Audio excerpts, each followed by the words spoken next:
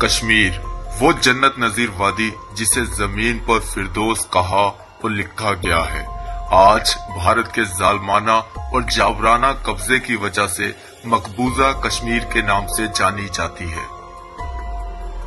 اسی مقبوضہ کشمیر کے ایک گاؤں پہلگام میں 22 اپریل 2025 کو ایک ڈرامہ رچایا گیا۔ افراتفری چلا ونکن پہلگام پی ہر کیا دلیل۔ So many families across the country who've lost their loved ones in this terror strike. ایک کہانی تخلیق کی گئی، ٹھیک ویسی ہی کہانی جیسی ہم پہلے کئی بار سن چکے ہیں۔ پٹھان کوٹ، پلوامہ، اری، ان سب کی کہانی بھی ٹھیک یہی تھی جو اب پہلگام حملے کے حوالے سے سنائی جا رہی ہے، بس نام اور مقام کے فرق کے ساتھ وہی گھسا پٹا اسکرپٹ اور آخر میں ہمیشہ کی طرح جھوٹے الزام کا نشانہ ایک بار پھر پاکستان میں اٹیک کیا اور پیچھے سے سپورٹ کس نے کیا؟ ISI نے۔ لیکن آخر کب تک بھارت حقیقت سے آنکھیں چراتا رہے گا؟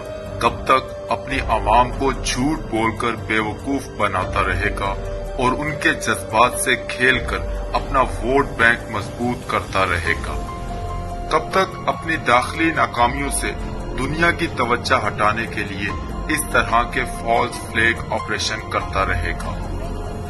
جیسے ہی میڈیا پر یہ خبر نشر کی گئی کہ پہلگام میں کوئی دہشت گردانہ حملہ ہوا ہے، بھارتی میڈیا نے بنا کسی تحقیق، بنا کسی ثبوت کے چیخ چیخ کر پاکستان کو قصوروار ٹھہرانا شروع کر دیا۔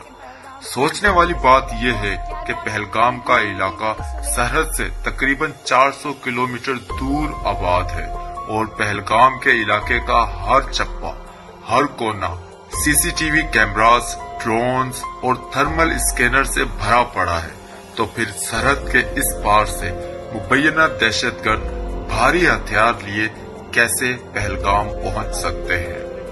نہ کوئی فوٹیج، نہ کوئی گرفتاری اور نہ کوئی ثبوت۔ پھر بھارتی میڈیا کو کیسے پتا چل گیا کہ اس جھوٹے حملے میں پاکستان ملوث ہے؟ بھارت کے پاکستان پر لگائے گئے یہ جھوٹے الزامات ایک بار پھر اس بات کی عکاسی کرتے ہیں کہ کس طرح بھارت ریاستی بیانیے اور داخلی ناکامیوں سے توجہ ہٹانے کے لیے پاکستان کو مورد الزام ٹھہراتا ہے۔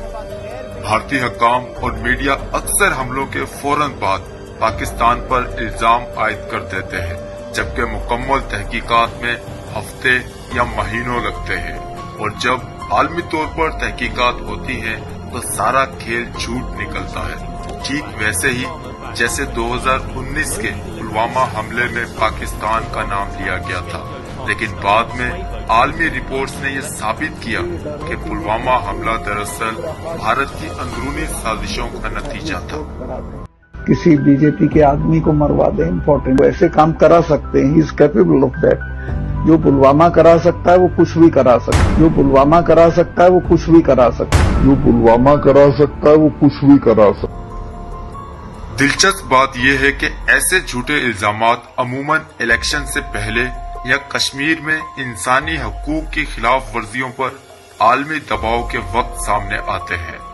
بھارتی میڈیا اور حکومت مل کر ایسا بیانیہ بناتے ہیں جس سے عوامی جذبات کو بھڑکایا جائے اور حقیقی مسائل کو چھپایا جا سکے۔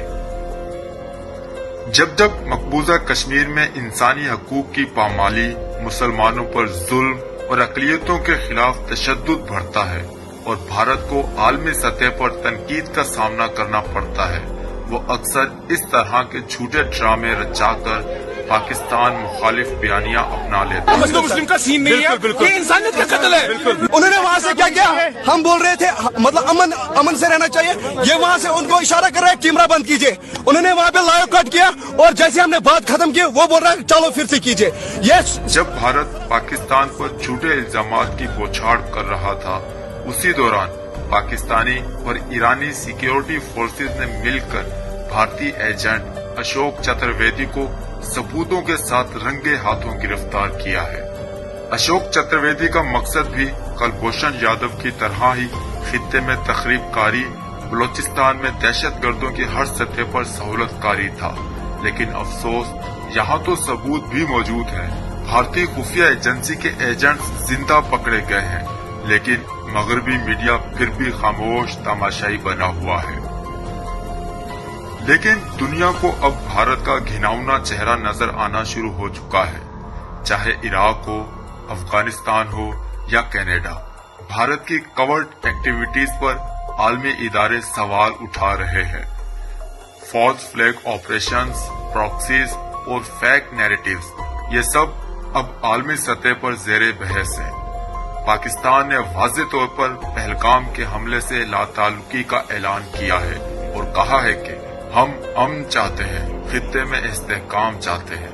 लेकिन अगर भारत हमें झूठ का निशाना बनाएगा तो हम भी सच का अलम बुलंद करते रहेंगे और भारत का असल चेहरा दुनिया को दिखाते रहेंगे।